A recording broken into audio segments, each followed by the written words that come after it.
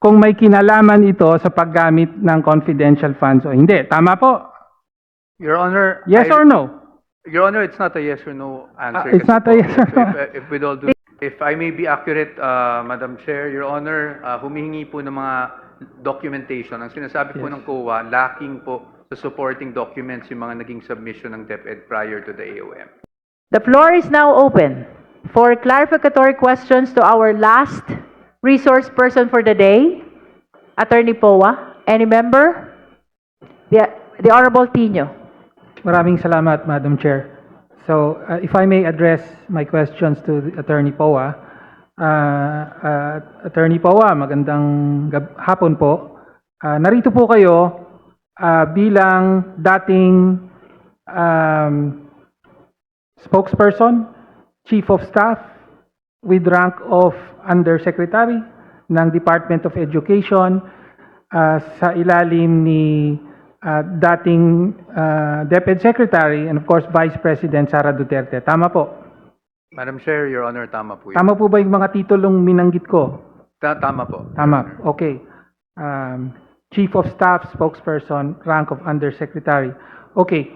And of course, sa nakaraang kongreso ay isa kayo sa mga resource persons sa mga hearing ng Committee on Good Government chaired by the Honorable Chua. At nabanggit na kanina na inadmit na at bahagi na ng proceedings yung mga records nito, no? Including yung mga sworn testimony po ninyo. Hindi po ba? Tama Madam po. Chair, Your Honor, tama po. Tama po. Madam Chair, meron lang po akong ilang clips ng mga specific testimony niya nung panahong yon na gusto ko lang po magtanong ng ilang clarificatory questions kaugnay dito. Una po, let me point out na sa Sabalya complaint po, page 90 of the Sabalya complaint ay nandoon po ang pagbanggit nito. In paragraph 269, high-ranking officials of the Department of Education testified before Congress that they received multiple envelopes containing cash amounts ranging from 12,000 to 50,000 pesos. These officials believed that these envelopes came directly from VP Sara, with one former DepEd spokesperson, Michael Poa, testifying that he received envelopes directly from VP Sara herself. So yan po ay nasa Sabalya complaint. Tapos, nandyan po yung clip nung testimonya niya mismo kung pwede pong ma-play natin.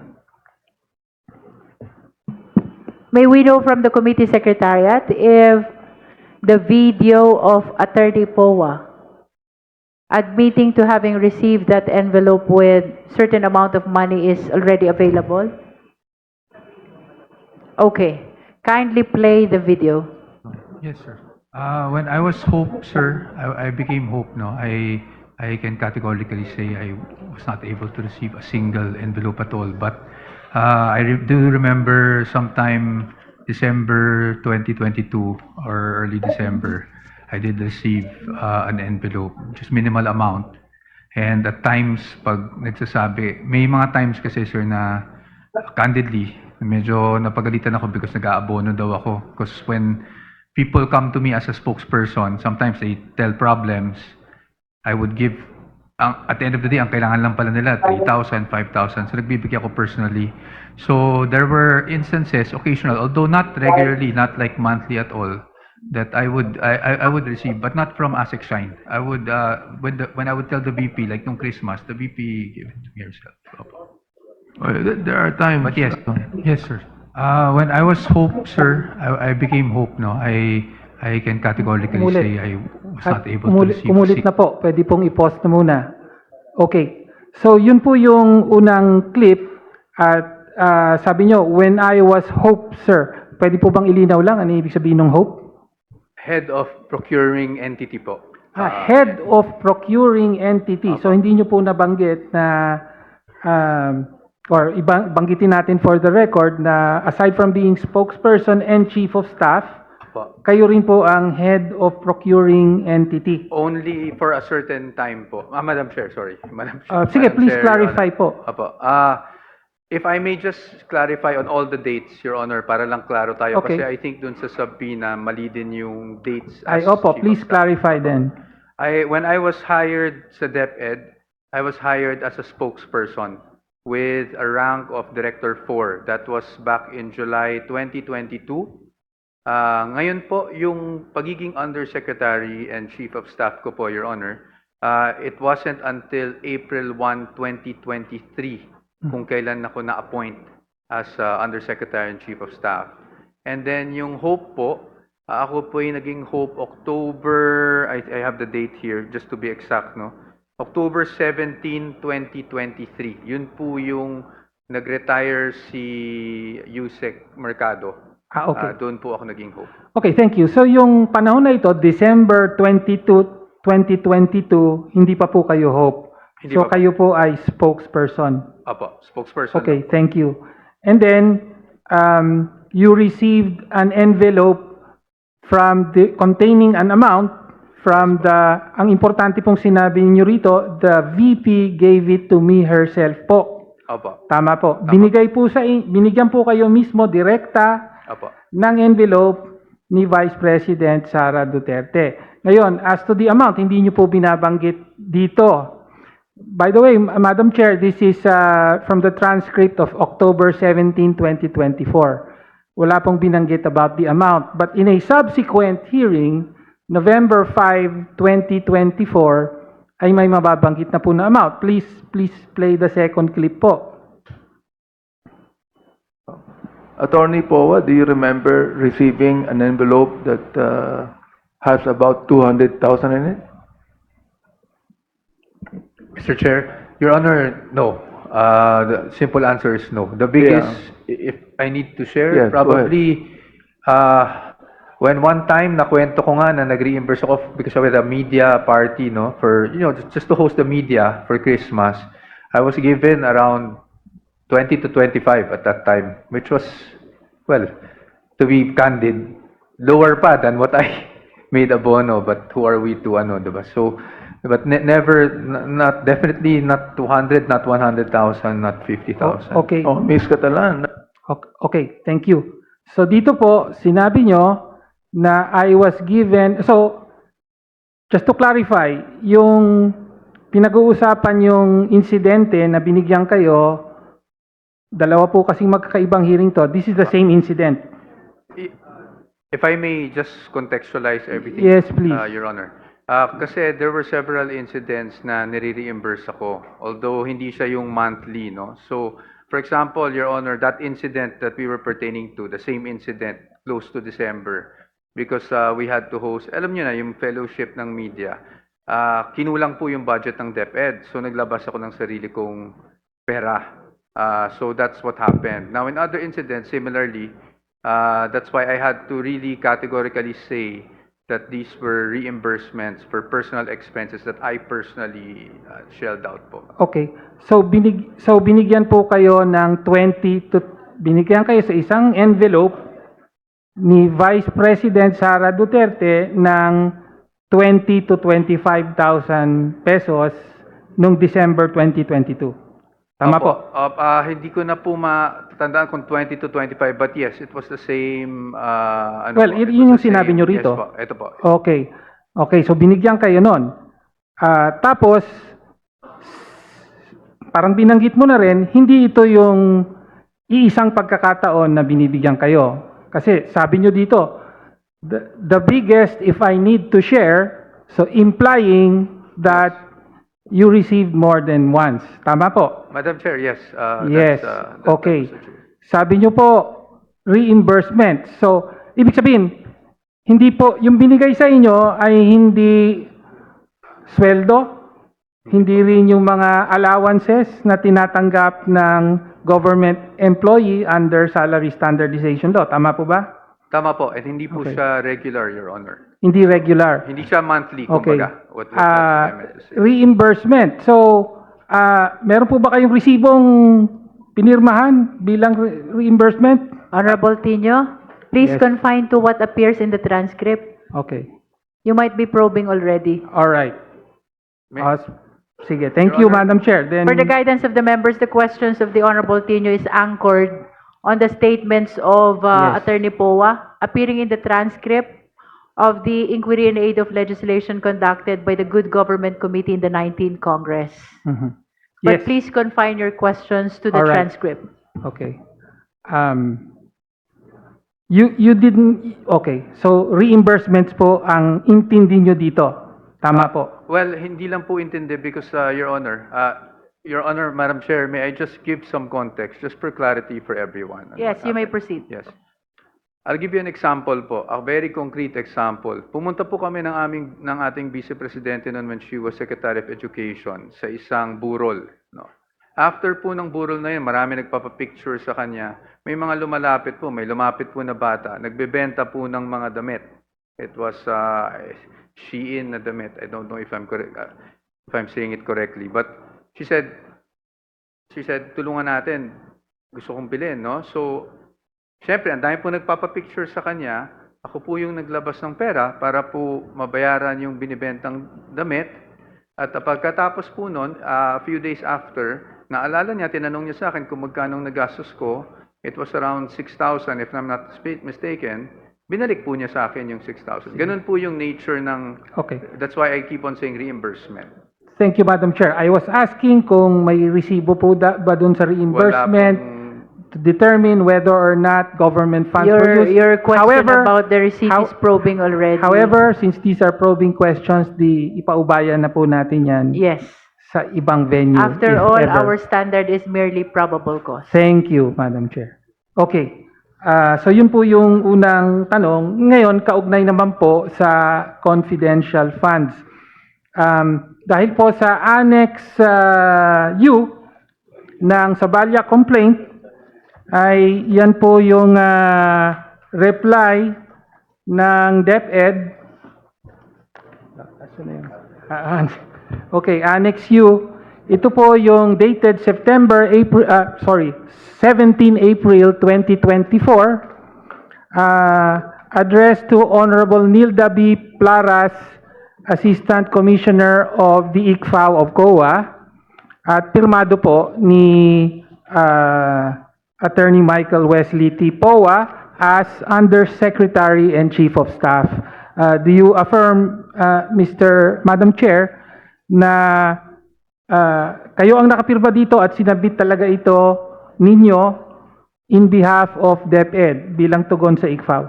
Madam Chair, Your Honor, yes, I confirm that. Yes, okay. Tapos, dito po, ito ay sagot sa Audit Observation Memo ng COA, which is Annex Q of the Sabalia complaint.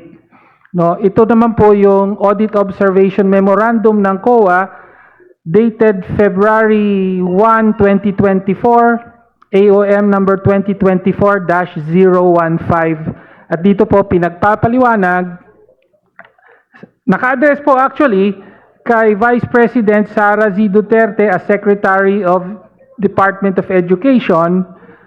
Tapos ang sabi, attention, Mr. Edward D. Fajarda, Special Disbursing Officer, and Ms. Maria Runa L. Catalan, Chief Accountant. So sila po ang in-address ng COA, pero kayo po ang sumagot. Bakit po ganun? Madam Chair, Your Honor, kasi po, ang proseso po sa DepEd, pag dumating po ang AOM, ang una pong nakakatanggap niyan ay Undersecretary of Finance. And from the Undersecretary of Finance, nire-refer po yan dun sa mismong opisina that is subject of the AOM. In this case, I was actually both. Because noong pong I think we received it Feb 1 or Feb 2, ako po ay OIC Undersecretary of Finance dahil nasuspende po ng Ombudsman yung Undersecretary of Finance nung panahon na yon. At ako po yung Undersecretary of Finance at nagkataon, ako rin po kasi yung head ng OSEC at that time, of course, Okay. aside from the Vice President. So sumagot kayo bilang head ng OSEC, Office of the Secretary, dahil naka-address kay Secretary Vice President Sara Duterte. That's correct. And also you happen to be the OIC Undersecretary of Undersecretary of Finance. Okay. Ngayon, bahagi po, so yung COA nga po nagpapalinaw dahil sa tingin nila may mga, sabi ng COA, parang questionable expenses na hindi alinsunod sa Joint Circular on Confidential Funds. Tama po ba? If I may be accurate, Madam Chair, Your Honor, humihingi po ng mga documentation. Ang sinasabi po ng COA, lacking po sa supporting documents yung mga naging submission ng DepEd prior to the AOM. Well, yun lang, isa lang po yun sa mga sinabi ng COA sa AOM. Merong kulang ng dokumento, pero meron din pong mga kine-question na expenses. So for example, sa accomplishment report nyo, sabi nyo, meron kayong binanggit na payment of incentives or traveling relative to the confidential operations. At sinabi ng COA rito, the above enumerated expenses are not among the confidential expenses enumerated in item 4.8 of JC number 2015.01.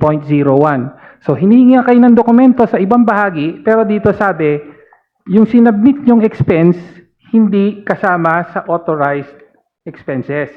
At sumagot kayo doon. Ang sagot nyo po ay, kaugnay doon, babasahin ko po yung sagot nyo. Sabi nyo rito, the payment for traveling relative to the confidential operations qualify as rental of transport vehicle. So, gina-justify nyo po. At sabi nyo, as an additional incentive to operatives and agents, unmarked private vehicles were rented and provided to support surveillance and casing activities. So, you were making a statement of fact na ginamit ito, were rented and provided to support surveillance and casing activities. Tama po. Tama po, Your Honor, but that Thank was you. based on my No, discussion with yun the lang, tama, yun ang sinabi mo. Apo. Tama, okay. Tapos, ang isa pang, Just for the guidance of the members, Congressman Tino is reading from the letter of Attorney Poa yes, in response to the AOM yes, of DepEd. Yes, Your Yes. Honor. And that letter is part of the documents which were submitted to us by COA, as well as part of the documents submitted to us by the head of the Legislative Archive. That's for the record. thank you, Madam Chair. But please confine to the letter. Yes. And then, kasama din nga po yung humihingi ng dagdag na dokumento ang COA sa inyo. At ito po ang inyong sagot. Ang sagot nyo naman ay, ito. On the finding that payment of rewards to informers must be supported with documents evidencing success of the information gathering and or surveillance activities on the account of the information given by the informer. So sabi nyo rito, attached hereto as Annex B1 to B4 are the certifications issued by relevant partner agencies evidencing the success of various programs, projects, and activities directly resulting from the information provided by informers during the specified period. Yun po ang sagot nyo. Tama po.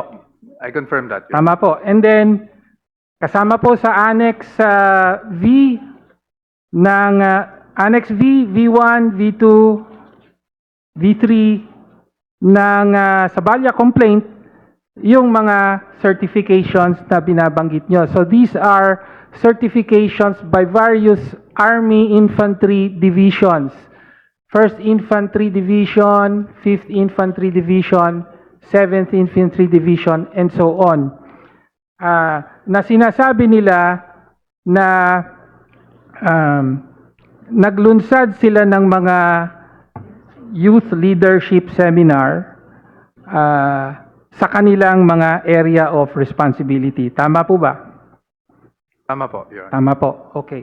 Okay. So, iyan po ang ilan sa mga nilalaman ng sagot ng DepEd through USEC POA sa AOM ng COA, kaugnay sa paggamit ng confidential funds. Ngayon, pero sa nakaraang hearing, meron din kayong mga admission. Pwede po bang i-play natin yung clip? Secretariat, please play the admission of, the video of admission of Attorney Poa. Yes. I understand the nature of confidential funds, but on how it is actually operationalized or used on the ground, under oath, I would like to state for the record that I'm really not aware. Hindi ko po nakita yung fund, hindi ko po alam kung paano siya ino-operationalize on the ground. Ang participation ko po ay naganap nung ako po ay OIC for Finance kasi at that time, nung na-receive namin yung AOM. And we had to respond to the AOM. And so because we had to respond to the AOM, I had to get all the documentation that COA was asking for po through that AOM. So, ibig sabihin po, hinihingi nyo lamang po itong mga documentation na to para lang ma-justify kung paano ginamit. Pero in actual, hindi talaga dun ginamit. Tama po ba? Parang ganun ang pagkakaintindi ko eh. Parang hinihingi nyo lang po yung certification nung nilabasan na kayo ng AOM. Tama po. Tama po? Oh. Tama po. Tama po, okay. So, ayun po. So, una, malinaw po, kayo pa nagsabi, under oath, I would like to state for the record that I am really not aware, hindi ko po nakita yung fund, hindi ko po alam kung paano siya ini-operationalize on the ground. So, inamin nyo po under oath na wala talaga kayong alam kung paano ginamit yung confidential funds. Tama naman po. Tama naman po. Always been Okay, thank you. consistent with that, Thank Your you. Okay. So, at binanggit din nga po, yung mga certifications na inattach nyo, na hinihingi ng COA, actually, hindi nyo naman talaga alam kung may kinalaman ito sa paggamit ng confidential funds o hindi. Tama po? Your Honor, Yes or no? Your Honor, it's not a yes or no answer. It's kasi not a po, yes or no. If with all due Please, respect, let's allow Attorney Poa to answer the Oh, sorry question. po. because that, You may proceed, the Attorney clip was- Poa. Sige po. The clip was spliced, and I hope that we can refer the Spliced? committee to the entire transcript. Okay. Your Honor, I explained. Well, Madam Chair, pakiklaro lang po kasi sinabi pa po niya, the clip was spliced, parang may pinagdugtong. Wala Hindi pong po, sorry po, splicing Your doon. Opo. Your Honor, I apologize for Yes, that. thank That is you. not what I meant. Nakat lang po dun Oh. sa dulo. What I was saying, Your Honor, is if I think the good chairman of the good government was also here, was at that time, since I did not have any personal knowledge on the operations, utilization, disbursement of confidential funds, that I had to rely on the documents that were submitted to me.